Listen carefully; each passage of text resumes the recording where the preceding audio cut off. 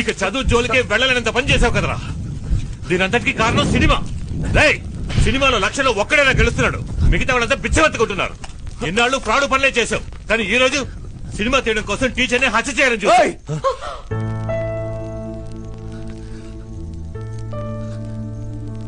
అంతకుండా అంటున్నావు, నేను హత్య చేయడం చూసావా నువ్వు? అవునయ్యా, నేను ఫ్రాడ్నే. దేనివల్ల? నీ వల్ల, నీ కఠినమైన పెంపకం వల్ల. చిన్నప్పుడు ఏడుస్తున్నా తీసుకెళ్లి స్కూల్లో దించావు, ఇప్పుడు కూడా చదువు చదువు అని ఏడ్పిస్తూనే ఉన్నావు కదయ్యా. సినిమా కోరిక రాగానే తిన్నగా నీ దగ్గరికే వచ్చి చెప్పాను. అప్పుడే నువ్వు పర్వాలేదు, ఒకసారి ట్రై చేసి చూడరా అని సపోర్ట్ చేస్తుంటే, ఇప్పుడు నాకెందుకయ్యా ఈ పరిస్థితి? అదో తెలిసి ఒక పిచ్చోని తీసుకొచ్చి నువ్వు వాళ్ళ అయిపోతావన్నావు. మనిషి వంటయ్యా నువ్వు. నువ్వు సినిమాల్లో ఓడిపోయే 99,999 మందిని మాత్రమే చూస్తున్నావు, కానీ నేను గెలిచి ఆ ఒక్కడినే చూస్తున్నా.